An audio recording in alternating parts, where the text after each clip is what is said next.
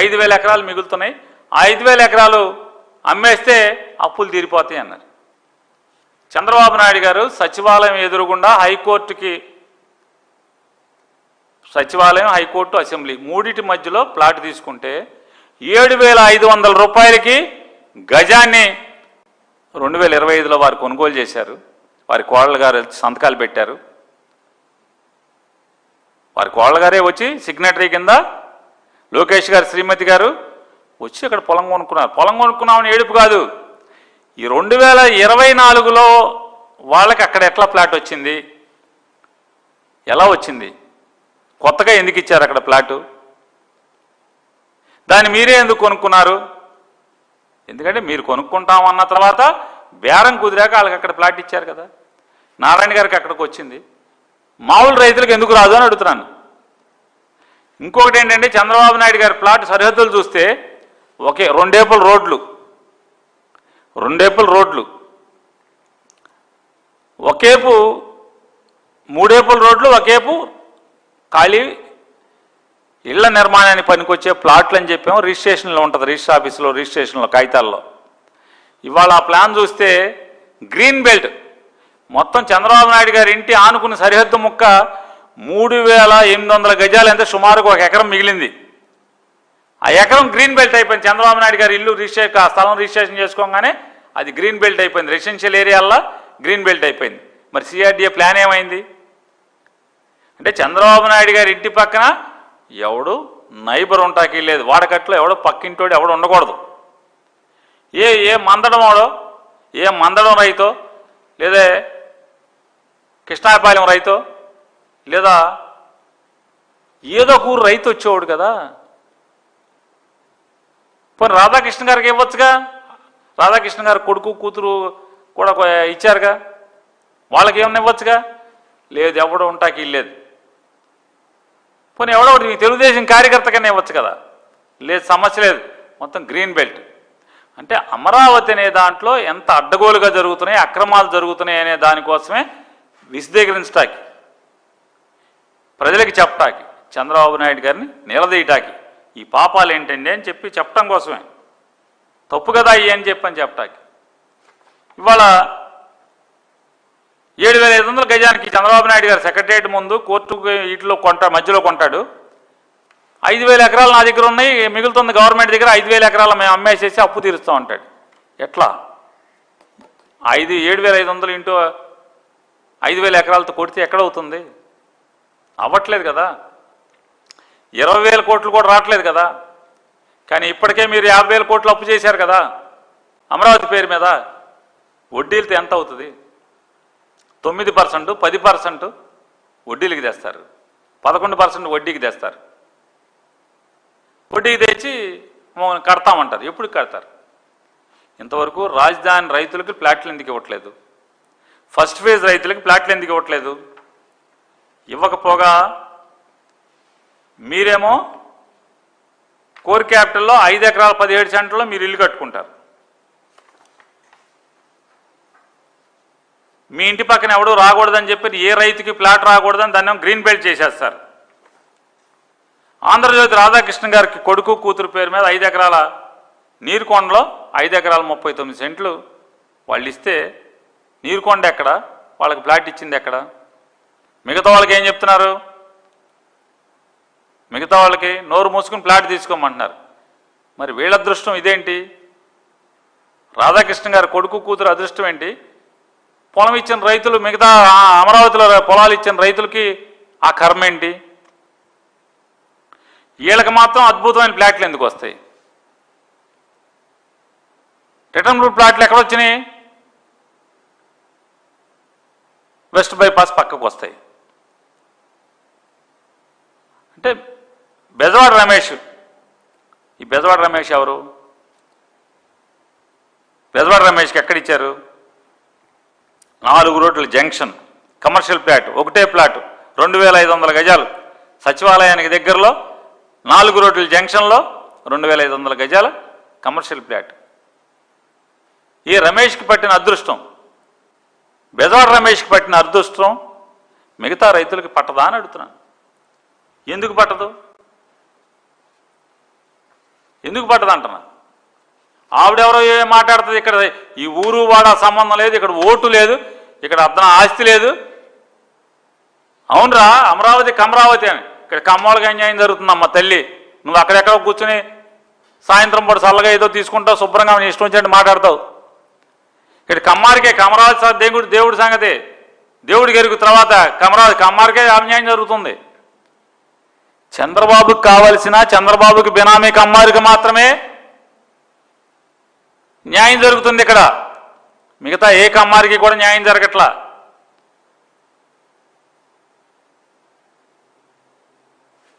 ఏదో అనుకున్నారు వాళ్ళందరూ. 2 గాజులు ఇచ్చారంటే 2 గాజులు దేనికి ఇచ్చారు అర్థం కాల. దీనికోసం ఇచ్చారని ఇప్పుడు అర్థమైంది మొత్తం అక్కడ ఉన్న వాళ్ళందరికీ. ఆయనేమో నా చేతికి వాచి లేదు, ఉంగరం లేదంటాడు ఆయన. నాకున్న 2 గాజులు ఇచ్చారని ఆవిడ అంటారు. ఇక్కడ ఈ వింతలు ఈ లీలల్లో చూస్తుంటే ఏదో అన్న సామెతగా వస్తుంది. కడుపు చించుకోలేరు, కన్నీళ్ళు బయటికి కార్చలేరు. ఎందుకంటే ఉద్యమాలు చేశారు, బాధ, ఇంత దోపిడీ, ఇంత అన్యాయం కళ్ళ ముందే దోపిడీ జరుగుతుంది.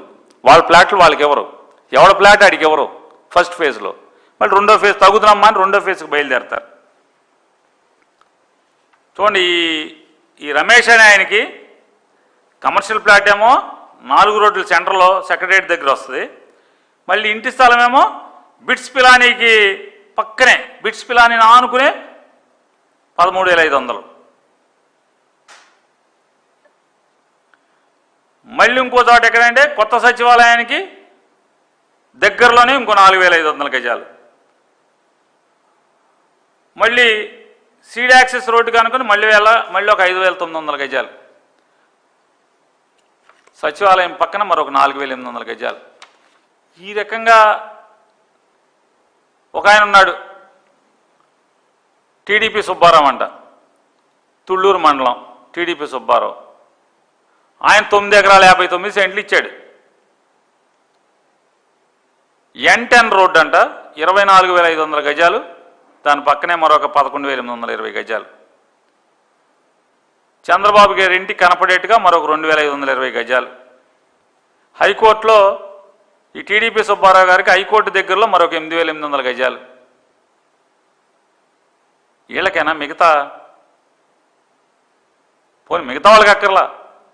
ఆవిడెవరో చెప్పింది కదా, ఇది అమరావతి కాదురా రే, ఇక అమరావతి రా అని. ఆ కమ్మరికి ఇవ్వండి పోనీ. వాళ్ళకి లేదు, ఎవరికి లేదు. మీకు, మీ వంది మాగదులకి, మీ తాబేదారులకి, మీ బ్రోకర్లకి, మీ బినామీలకి. దీన్ని మరి ఏమంటారు? ఇవాళ కొత్తగా ఎందుకు 2024 తర్వాత ఎలా ఇస్తున్నారు, కేటాయిస్తున్నారు వీళ్ళకి ఫ్లాట్లు?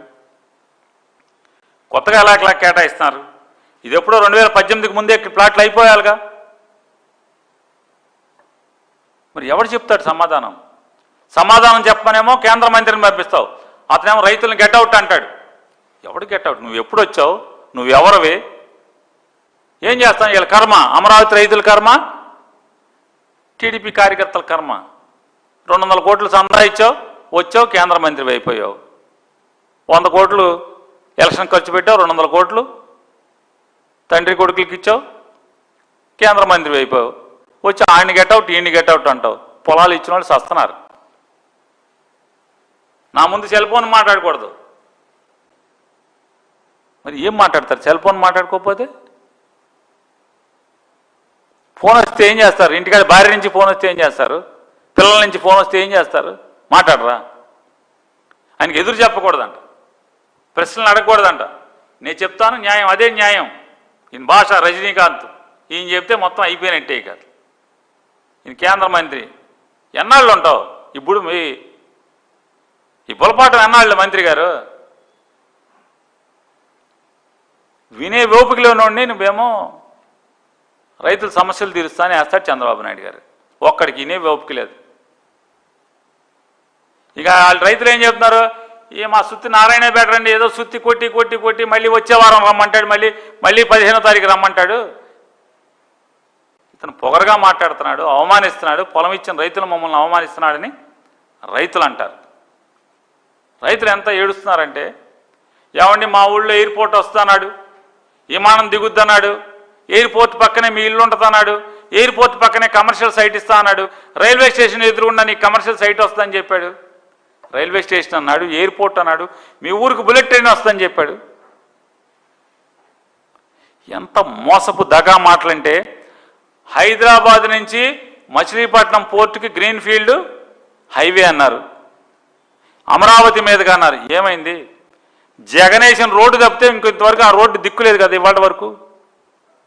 ఇక జగన్మోహన్ రెడ్డి గారు కేంద్రాంతో ఒప్పించి మాట్లాడి, నితిన్ గడ్కరీ గారితో ఒప్పించి విజయవాడ ఈస్టర్న్ బైపాస్ పేరుతో కాజా టోల్గేట్ దగ్గర నుంచి మళ్ళీ ఈ మచిలీపట్నం విజయవాడ రోడ్డు మీదుగా ఏలూరు ఎన్హెచ్ వరకు మొత్తం అంతా కూడా మెడికల్ కాలేజీ వరకు ఆ రోడ్డుని ల్యాండ్ ఎక్విజిషన్ కూడా కేంద్ర ప్రభుత్వం చేపట్టేట్టుగా ఒప్పించుకుని అన్నీ రెడీ చేసి పెట్టుకుంటే దాన్ని క్యాన్సిల్ చేశారు. క్యాన్సిల్ చేసి ఏంటి రీజనల్ రింగ్ రోడ్ అంట, RRR అంట. ఎక్కడికంట తీసుకెళ్ళి వినుకొండ సత్తినపల్లి దగ్గరికి తీసుకెళ్ళి రీజనల్ రింగ్ రోడ్ అంట. అందరూనేమో సార్ ఎందుకు సార్ అమరావతి పండే 3 పంటలు 4 పంటలు పండుతాయి అంటే, వాస్తు కిందకి ఉత్తరం నుంచి తూర్పుకి వెళ్తుంది, అక్కడ పైనుంచి కిందకి వెళ్తుంది, నది వెళ్తుంది, వాస్తు అదిరిపోద్ది అన్నాడు. మరి వాస్తు అయితే సెకండ్ ఫేజ్ పడమరకి ఎందుకు వెళ్తున్నారు? పడమరకి ఎక్స్టెండ్ అవ్వకూడదు కదా. మీ స్థలానికేమో వాస్తులు కావాలి, మీ ఆఖరికి అమరావతిలో మీరు స్థలం కొనుక్కున్నది కూడా వాస్తులు కావాలి, మూలలు సరి చేసుకోవాలి.